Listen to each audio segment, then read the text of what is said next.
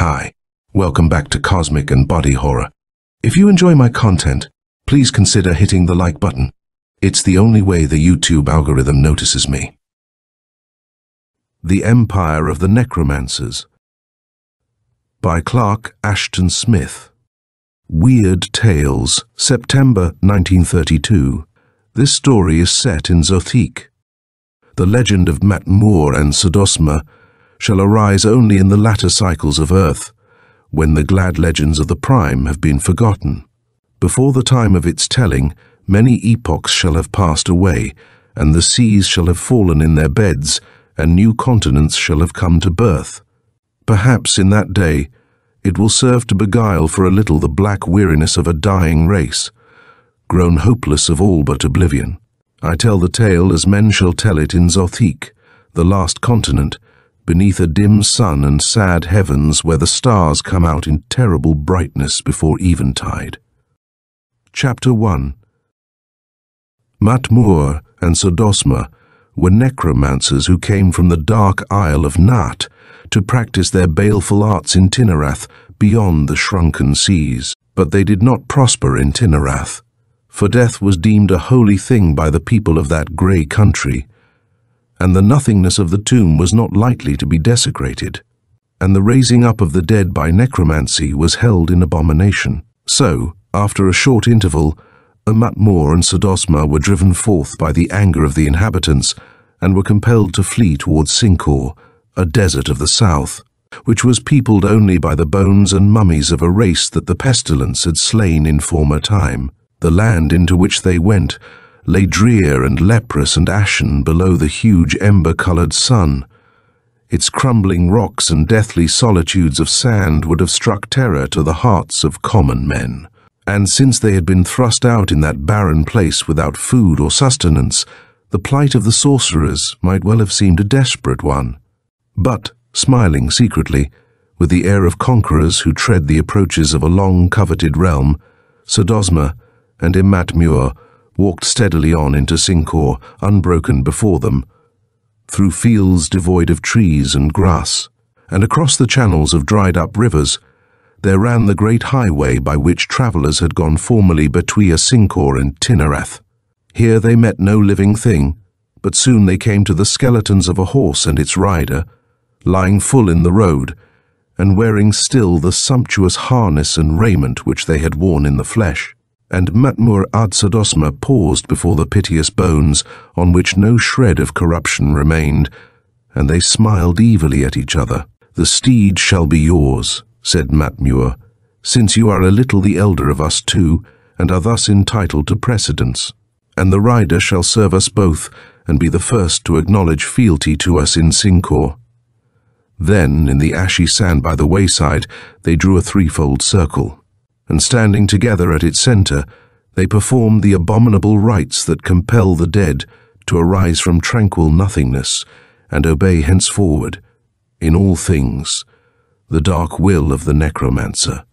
Afterward they sprinkled a pinch of magic powder on the nostril holes of the man and the horse, and the white bones, creaking mournfully, rose up from where they had lain and stood in readiness to serve their masters. So, as had been agreed between them, Sodosma mounted the skeleton steed and took up the jewelled reins, and rode in an evil mockery of death on his pale horse, while Matmur trudged on beside him, leaning lightly on an ebon staff, and the skeleton of the man, with its rich raiment flapping loosely, followed behind the two like a servitor. After a while, in the grey waste, they found the remnant of another horse and rider, which the jackals had spared, and the sun had dried to the leanness of old mummies. These also they raised up from death, and Matmur bestrode the withered charger, and the two magicians rode on in state like errant emperors with a lich and a skeleton to attend them. Other bones and charnel remnants of men and beasts, to which they came anon, were duly resurrected in like fashion, so that they gathered to themselves an ever-swelling train in their progress through Sinkor. Along the way, as they neared Yethliriom, which had been the capital, they found numerous tombs and necropoli, inviolate still after many ages, and containing swathed mummies that had scarcely withered in death. All these they raised up and called from sepulchral night to do their bidding. Some they commanded to sow and till the desert fields and hoist water from the sunken wells. Others they left at diverse tasks, such as the mummies had performed in life. The century-long silence was broken by the noise and tumult of myriad activities, and the lank liches of weavers toiled at their shuttles, and the corpses of ploughmen followed their furrows behind carrion oxen. Weary with their strange journey and their oft-repeated incantations, Matmur and Sodosma saw before them at last, from a desert hill, the lofty spires and fair, unbroken domes of Yethlirium. Steeped in the darkening, stagnant blood of ominous sunset, "It is a goodly land," said Matmur, "and you and I will share it between us, and hold dominion over all its dead, and be crowned as emperors on the morrow in Yethlirium." "Aye," replied Sodosma, "for there is none living to dispute us here, and those that we have summoned from the tomb shall move and breathe only at our dictation, and may not rebel against us." So, in the blood-red twilight that thickened with purple, they entered Yethlirium and rode on among the lofty lampless mansions, and installed themselves with their grisly retinue in that stately and abandoned palace, where the dynasty of Nimboth emperors had reigned for 2,000 years with dominion over Sincor. In the dusty golden halls they lit the empty lamps of onyx by means of their cunning sorcery, and supped on royal viands, provided from past years, which they evoked in like manner. Ancient and imperial wines were poured for them in moonstone cups by the fleshless hands of their servitors, and they drank and feasted and revelled in phantasmagoric pomp, deferring till the morrow the resurrectium of those who lay dead in Yethlirium. They rose betimes, in the dark crimson dawn, from the opulent palace beds in which they had slept, for much remained to be done. Everywhere in that forgotten city they went busily to and fro, working their spells on the people that had died in the last year of the pest, and had lain unburied. And having accomplished this, they passed beyond Yethlirium into that other city of high tombs and mighty mausoleums, in which lay the Nimboth emperors and the more consequential citizens and nobles of Sincor. Here they bade their skeleton slaves to break in the sealed doors with hammers, and then, with their sinful, tyrannous incantations, they called forth the imperial mummies, even to the eldest of the dynasty, all of whom came walking stiffly, with lightless eyes, in rich swathings sewn with flame-bright jewels. And also, later, they brought forth to a semblance of life many generations of courtiers and dignitaries. Moving in solemn pageant, with dark and haughty and hollow faces, the dead emperors and empresses of Sincor made obeisance to Matmur and Sodosma, and attended them like a train of captives through all the streets of Yethlirium. Afterward, in the immense throne room of the palace, the necromancers mounted the high double throne, where the rightful rulers had sat with their consorts. Amid the assembled emperors, in gorgeous and funereal state, they were invested with sovereignty by the seer hands of the mummy of Hestion, earliest of the Nimboth line, who had ruled in half-mythic years. Then all the descendants of Hestion, crowding the room in a great throng, acclaimed with toneless, echo-like voices the dominion of Matmur and Sodosma. Thus did the outcast necromancers find for themselves an empire and a subject people in the desolate, barren land where the men of Tinarath had driven them forth to perish. Rhine H.G. Supreme over all the dead of Sincor, by virtue of their malign magic, they exercised a baleful despotism.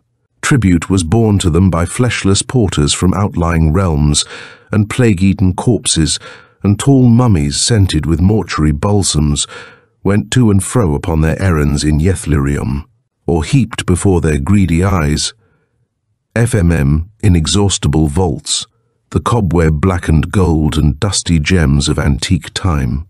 Dead labourers made their palace gardens to bloom with long-perished flowers. Leashes and skeletons toiled for them in the mines, or reared superb, fantastic towers to the dying sun. Chamberlains and princes of old time were their cupbearers, and stringed instruments were plucked for their delight by the slim hands of empresses with golden hair that had come forth untarnished from the night of the tomb. Those that were fairest, whom the plague and the worm had not ravaged overmuch, they took for their lamens and made to serve their necrophilic lust. Chapter 2. In all things, the people of Sincor performed the actions of life at the will of a Matmor and Sodosma. They spoke, they moved, they ate and drank as in life. They heard and saw and felt with a similitude of the senses that had been theirs before death, but their brains were enthralled by a dreadful necromancy. They recalled but dimly their former existence, and the state to which they had been summoned was empty and troublous and shadow-like. Their blood ran chill and sluggish, mingled with water of Lethe, and the vapours of Lethe clouded their eyes. Dumbly they obeyed the dictates of their tyrannous lords, without rebellion or protest, but filled with a vague, illimitable weariness, such as the dead must know, when having drunk of eternal sleep. They are called back once more to the bitterness of mortal being. They knew no passion or desire, or delight, only the black languor of their awakening from Lethe, and a grey, ceaseless longing to return to that interrupted slumber. Youngest and last of the Nimboth emperors was Ilaro, who had died in the first month of the plague, and had lain in his high-built mausoleum for 200 years before the coming of the Necromancers. Raised up with his people and his fathers to attend the tyrants, Ilaro had resumed the emptiness of existence without question, and had felt no surprise. He had accepted his own resurrection, and that of his ancestors, as one accepts the indignities and marvels of a dream. He knew that he had come back to a faded sun, to a hollow and spectral world, to an order of things in which his place was merely that of an obedient shadow. But at first he was troubled only, like the others, by a dim weariness and pale hunger for the lost oblivion. Drugged by the magic of his overlords, weak from the age-long nullity of death, he beheld like a somnambulist the enormities to which his fathers were subjected. Yet, somehow, after many days, a feeble spark awoke in the sodden twilight of his mind. Like something lost and irretrievable, beyond prodigious gulfs, he recalled the pomp of his reign in Yethliriom, and the golden pride and exultation that had been his in youth. And recalling it, he felt a vague stirring of revolt, a ghostly resentment against the magicians who had haled him forth to this calamitous mockery of life. Darkly he began to grieve for his fallen state, and the mournful plight of his ancestors and his people. Day by day, as a cupbearer in the halls where he had ruled aforetime, Ilaro saw the doings of Imatmor and Sodosma. He saw their caprices of cruelty and lust, their growing drunkenness and gluttony. He watched them wallow in their necromantic luxury and become lax with indolence, gross with indulgence. They neglected the study of their art. They forgot many of their spells. But still they ruled, mighty and formidable, and lolling on couches of purple and rose, they planned to lead an army of the dead against Tinarath. Dreaming of conquest and of vaster necromancies, they grew fat and slothful as worms that have installed themselves in a charnel rich with corruption, and pace by pace with their laxness and tyranny, the fire of rebellion mounted in the shadowy heart of Ilaro, like a flame that struggles with Lethean damps, and slowly, with the waxing of his wrath, there returned to him something of the strength and firmness that had been his in life. Seeing the turpitude of the oppressors, and knowing the wrong that had been done to the helpless dead, he heard in his brain the clamour of stifled voices demanding vengeance. Among his fathers, through the palace halls of Yethliriom, Ilaro moved silently at the bidding of the masters, or stood awaiting their command. He poured in their cups of onyx the amber vintages, brought by wizardry from hills beneath a younger sun.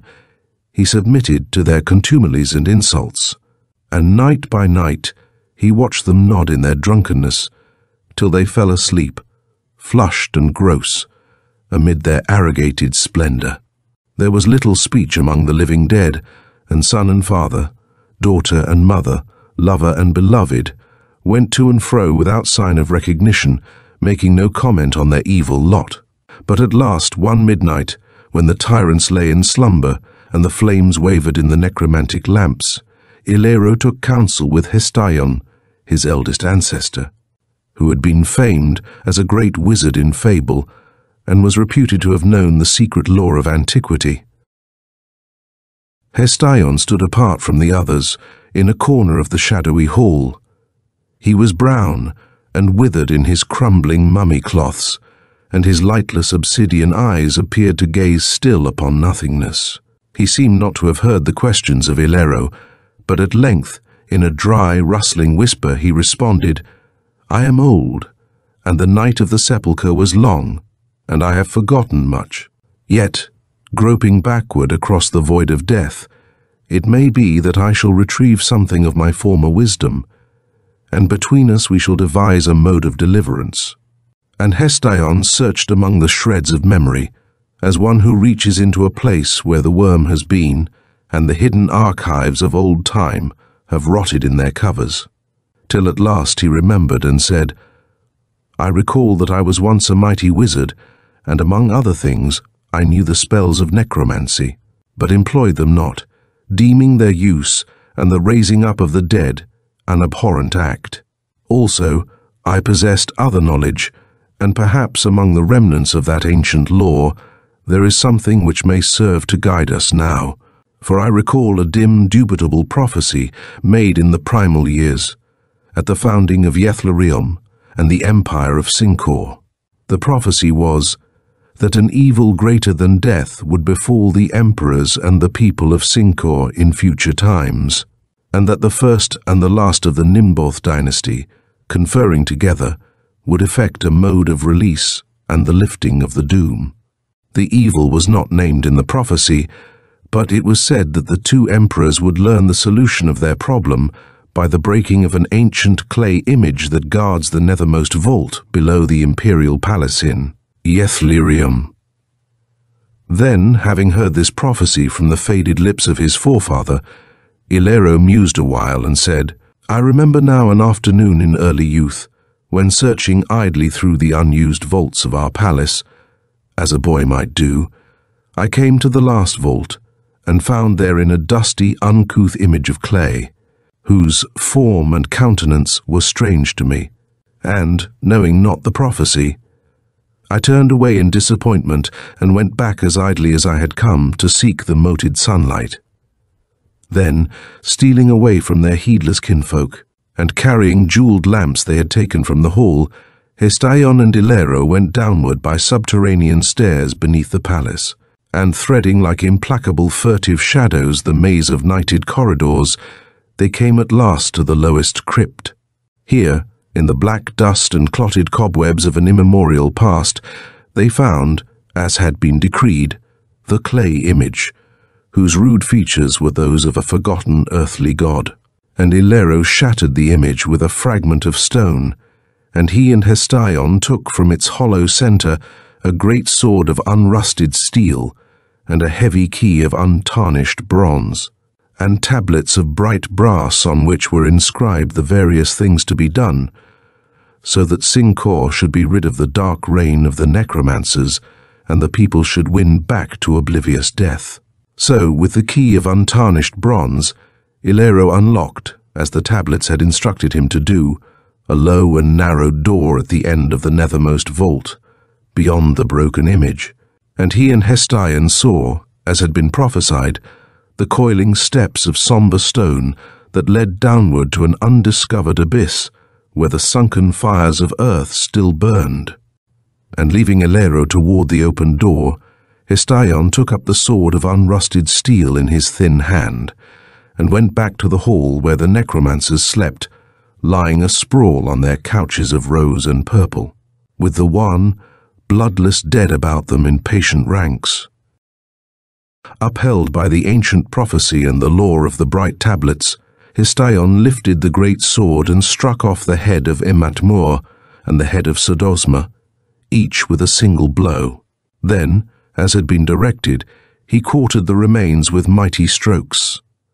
And the necromancers gave up their unclean lives, and lay supine without movement, adding a deeper red to the rose and a brighter hue to the sad purple of their couches. Then, to his kin who stood silent and listless, hardly knowing their liberation, the venerable mummy of Hestion spoke in sear murmurs, but authoritatively, as a king who issues commands to his children. The dead emperors and empresses stirred, like autumn leaves in a sudden wind, and a whisper passed among them, and went forth from the palace, to be communicated at length by devious ways to all the dead of Sincor. All that night, and during the blood-dark day that followed, by wavering torches or the light of the failing sun, an endless army of plague-eaten liches, of tattered skeletons, poured in a ghastly torrent through the streets of Yethlerium and along the palace hall where Hestion stood guard above the slain necromancers. Unpausing, with vague fixed eyes, they went on like driven shadows, to seek the subterranean vaults below the palace, to pass through the open door where Ilcar waited in the last vault, and then to wend downward by 1,000 steps to the verge of that gulf in which boiled the ebbing fires of earth. There, from the verge, they flung themselves to a second death, and the clean annihilation of the bottomless flames. But after all had gone to their release, Hestion still remained, alone in the fading sunset, beside the cloven corpses of Immatmor and Sodosma.